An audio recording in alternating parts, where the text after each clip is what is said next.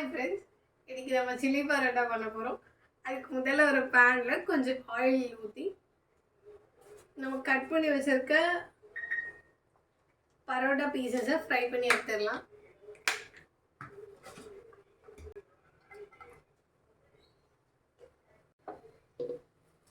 நான் இன்னைக்கு 4 பரோட்டா இந்த மாதிரி கட் பண்ணி எடுத்திருக்கேன். நான் மீடியமில் வச்சு இதை ஹீட் பண்ணுறேன். ஆயில் போட்டு பொரிச்சு கூட எடுக்கலாம், பட் கம்மியாக ஆயில் யூஸ் பண்ணணுன்றதுக்காக இந்த மாதிரி ஃப்ரை பண்ணுறேன். இப்போது இதை நம்ம ஆஃப் பண்ணி வச்சுட்டு ஒரு கடாயில் ப்ரிப்ரேஷனை ஸ்டார்ட் பண்ணிடலாம்.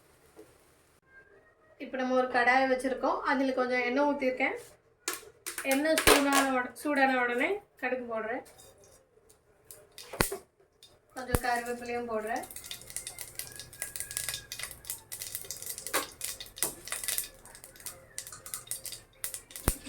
கடுகு நல்லா தெரிச்சிருச்சு. இப்போ நம்ம அதில் வெங்காயம், பச்சை மிளகா போடுறோம்.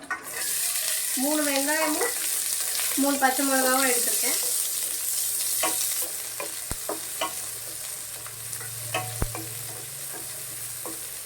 வெங்காயம் கண்ணாடி மாதிரி மாறுற வரைக்கும் நம்ம இந்த மாதிரி வதக்கிக்கணும்.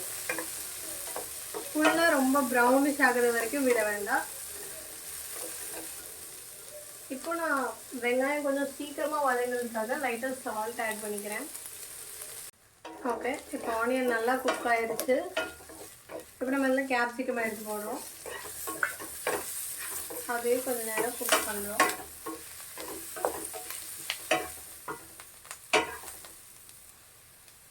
ஓகே, இப்போ கேப்சிகம் வந்து லைட்டாக குக் ஆனாலே போதும்.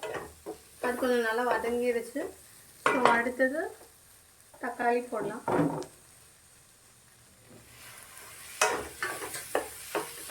ஆக்சுவலி எல்லோரும் இந்த இடத்துல தக்காளி சாஸ் ஊற்றுவாங்க. நம்ம சாஸ் இல்லாமல் பண்ணுறதுனால லைட்டாக தக்காளி அண்ட் சில்லி பேஸ்ட்டுக்கு பதிலாக சில்லி பவுடர் ஆட் பண்ணுவோம். தக்காளி நல்லா மசிஞ்சு வெந்துருச்சு. இப்போ நம்ம இஞ்சி பூண்டு பேஸ்ட் ஆட் பண்ணிக்கலாம்.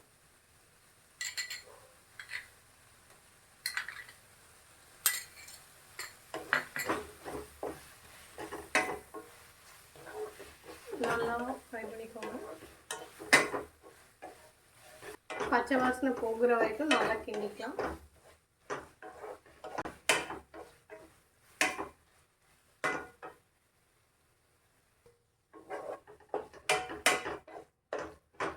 பச்சை வாசனை போயிடுச்சு. இப்போ நம்ம மஞ்சள் தூள் போட்டுக்கலாம். கொஞ்சம் சும்மா 1/4 ஸ்பூன் போட்டால் போதும். அதுக்கப்புறமா அதில் 1/2 ஸ்பூன் மிளகாய்த்தூள், ஒரு 3/4 ஸ்பூன் கரம் மசாலா,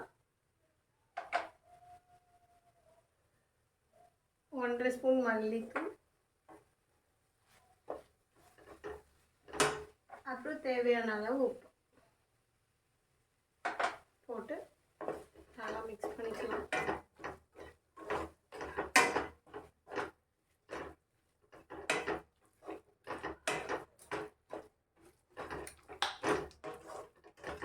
கொஞ்சம் ஆயில் ஆட் பண்ணிக்கிறேன், நிறையா இருக்கனால. ஓகே, மசாலா குக் ஆகிடுச்சு. இப்போ நம்ம ஃப்ரை பண்ணி வச்சுருக்க பரோட்டா பீசஸை இதுக்குள்ளே ஆட் பண்ணி மிக்ஸ் பண்ணி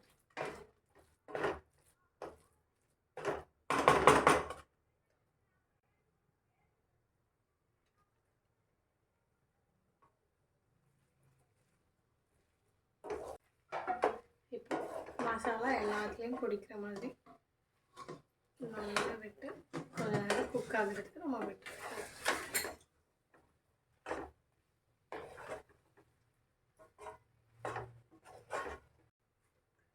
கொஞ்ச நேரம் குக் ஆகிறதுக்கு நம்ம விடணும்.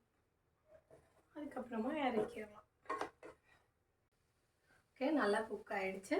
இப்போ கடைசியாக நம்ம கொஞ்சம் மல்லி போட்டுட்டு லைட்டாக கேட்கலாம்.